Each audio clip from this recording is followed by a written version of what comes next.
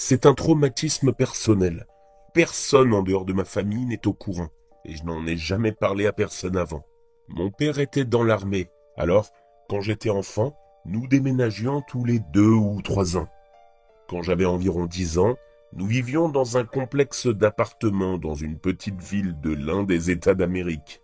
Derrière le complexe, il y avait une forêt, et j'allais souvent y explorer avec les enfants du quartier. Mais mes parents m'avaient dit une chose: ne va pas trop loin à l'intérieur. Alors, nous ne dépassions jamais une certaine limite. Un jour, j'ai secrètement pénétré plus profondément dans les bois avec 3 amis. Après avoir marché sans but pendant environ 30 minutes, nous sommes tombés sur une cabane abandonnée. Rien de particulier, juste une maison laissée à l'abandon. Mais nous étions excités et avons décidé d'y entrer. Si je me souviens bien, c'était une petite maison de plein pied, avec 2 chambres et un salon. Dans ce qui semblait être le salon, quelques vieux magazines pornographiques traînaient sur le sol. Mes amis, en pleine puberté, étaient surexcités et se sont mis à les feuilleter. Moi, je n'étais pas encore très intéressé.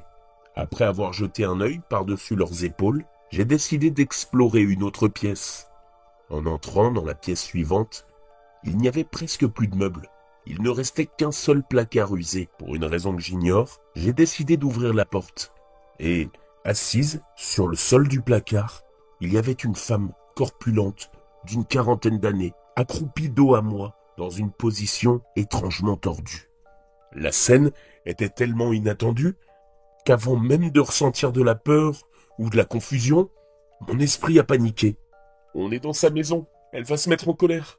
Mais après 2 ou 3 secondes, elle ne bougeait toujours pas, toujours de dos. J'ai pensé, peut-être qu'elle m'a pas encore remarqué. Si je ferme doucement la porte du placard, je me ferais peut-être pas repérer. J'ai tendu la main pour la refermer, mais au moment où ma main a touché la porte, la femme s'est soudainement retournée d'un geste violent. Je n'oublierai jamais son visage. Elle n'avait pas de globe oculaire. Ses orbites n'étaient que des trous béants et noirs. Sa bouche était grande ouverte, mais elle n'avait pas une seule dent. Et de chaque orifice de son visage coulait du sang. Non seulement de sa bouche, mais aussi de son nez, et de ses oreilles, et de ses orbites vides. J'ai hurlé. Je me suis enfui de la maison abandonnée, laissant mes amis derrière moi. Je ne me souvenais pas très bien du chemin du retour, mais d'une manière ou d'une autre, j'ai réussi à rentrer chez moi. Je crois que j'ai pleuré et crié tout le long. Arrivé devant ma maison, je me suis enfin un peu calmé. J'ai hésité à en parler à mes parents, mais j'étais sûr qu'ils allaient me gronder d'être allé si loin dans la forêt. Alors je me suis tu. À ce moment-là, j'avais complètement oublié mes amis, restés sur place.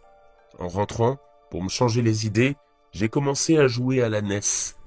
Je crois que c'était Super Mario Bros 3. La pièce où se trouvait la console avait un placard. Pendant que je jouais, j'ai cru entendre un bruit venant de ce placard.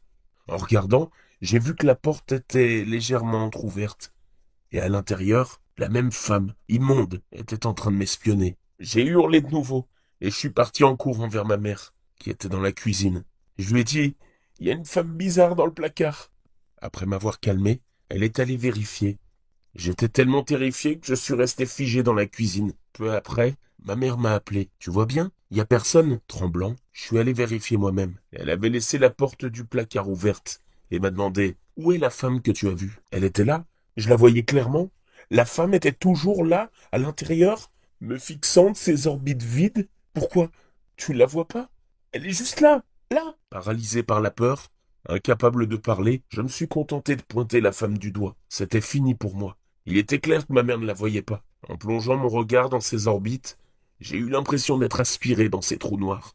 Puis, tout est devenu noir. C'est à ce moment-là que je me suis évanoui. Bien sûr, mes parents ne m'ont jamais cru. Depuis, je ne supporte plus les pièces avec des placards. Un jour, cette femme est même apparue dans le placard d'un hôtel pendant un voyage. Et ça a été un vrai problème. Aujourd'hui encore, je ne sais jamais quand elle pourrait apparaître. C'est imprévisible. C'est pas comme si elle était toujours là dans le placard. Mais j'ai trop peur d'ouvrir et de vérifier à chaque fois. Et honnêtement, j'en ai même pas envie. Je l'ai vue 4 fois. Et chaque fois, j'ai l'impression qu'elle sort un peu plus du placard. D'ailleurs, mes 2 amis présents ce jour-là n'ont apparemment rien vu.